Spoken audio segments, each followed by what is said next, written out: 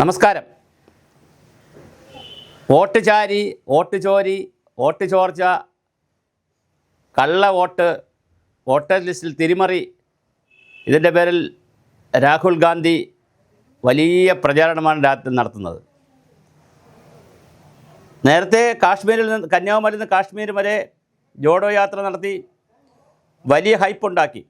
പക്ഷെ അത് അദ്ദേഹത്തിന് രാഷ്ട്രീയമായി ഗുണം ചെയ്തില്ല, കോൺഗ്രസിനും ചെയ്തില്ല,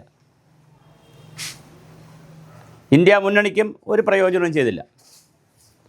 അതിനുശേഷമാണ് ഇപ്പോൾ ബീഹാറിലെ തെരഞ്ഞെടുപ്പുമായി ബന്ധപ്പെടുത്തി 3.5 ലക്ഷം വോട്ടർമാർക്കാണ് ഇലക്ഷൻ കമ്മീഷൻ നോട്ടീസ് കൊടുത്തിരിക്കുന്നത്.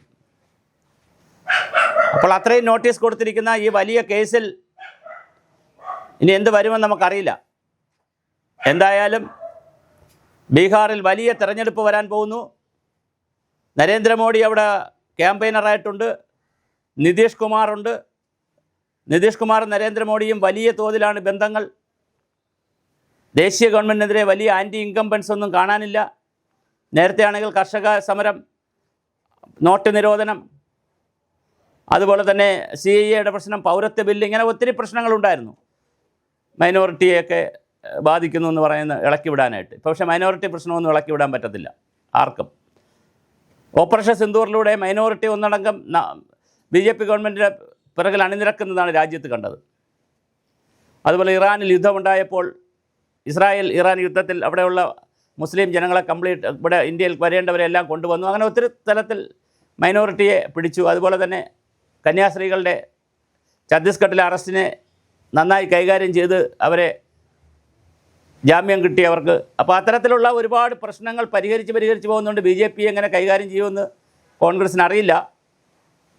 കള്ളവോട്ടും വോട്ട് ചാരിയും വോട്ട് ചോരിയൊക്കെ എത്ര കണ്ട് ഇലക്ഷനിൽ ബാധിക്കുമെന്നറിയില്ല. പക്ഷേ ഒരു പ്രധാന പ്രശ്നം, ഇപ്പോൾ ഇന്ദിരാഗാന്ധി വരുന്നു, പ്രിയങ്ക ഗാന്ധി വരുന്നു, രാഹുൽ ഗാന്ധി വരുന്നു, ഇടതുപക്ഷത്തിലാണെങ്കിൽ പണ്ട് EMS വരുന്നു, അല്ലെങ്കിൽ നയനാർ വരുന്നു, അച്യുതാനന്ദൻ വരുന്നു. വളരെ വലിയ മാസ്സാണ് വരുന്നത്. ഈ പ്രസംഗം ഇഷ്ടമുള്ളവർ, പിന്നെ കളിയാക്കി പ്രസംഗിക്കുന്ന കേൾക്കാൻ താല്പര്യമുള്ളവർ, ഒരു വലിയ മാസ്സാണ് വരുന്നത്. പക്ഷെ അതൊന്നും വോട്ടാവില്ല, അങ്ങനെ ഒരു ചരിത്രമില്ല.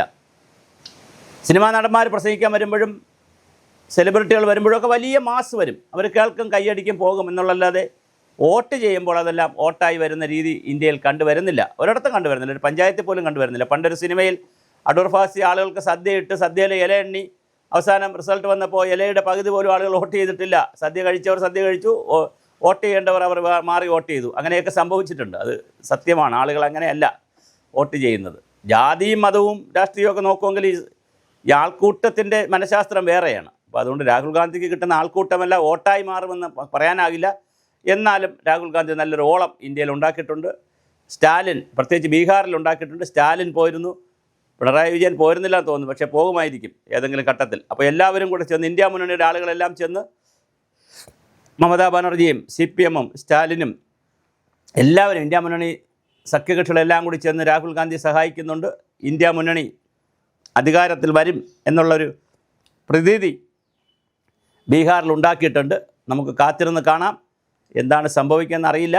എന്തായാലും വോട്ട് ചാരി, വോട്ട് ചോരി, വോട്ടിൻ്റെ ലിസ്റ്റിൽ വന്നിട്ടുള്ള തിരിമറി, നമുക്കത് എന്തൊക്കെ സംഭവിക്കുമെന്നുള്ളതും അറിയാം. ഇനി തമാശ എന്തെന്ന് വെച്ചാൽ, ഇനിയിപ്പോൾ ആര് ജയിച്ചാലും കോടതിയിൽ പോകും. വീണ്ടും ബീഹാറിൽ ഇപ്പോൾ ആര് ജയിച്ചാലും തോൽക്കുന്നവർ കോടതിയിൽ പോകും. വോട്ടേഴ്സ് ലിസ്റ്റിൽ കുഴപ്പമാണെന്ന് പറഞ്ഞിട്ട് കോടതികളിൽ പോകാനുള്ള സാധ്യതയുണ്ട്.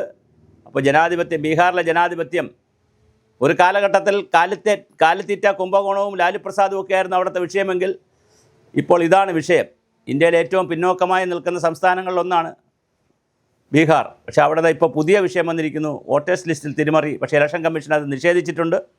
അവർ പത്രസമ്മേളനമൊക്കെ നടത്തി പ്രസ് നോട്ടൊക്കെ ഇറക്കി അതിനെ നിഷേധിച്ചിട്ടുണ്ട്. കണ്ടുപിടിക്കപ്പെട്ട കുറേ പ്രശ്നങ്ങൾക്ക് അവർ നോട്ടീസ് കൊടുത്തിട്ടുണ്ട്. പിന്നെ അത് എന്തായാലും നമുക്ക് നോക്കാം. രാഹുൽ ഗാന്ധി നേടുമോ, വാഴുമോ, വീഴുമോ?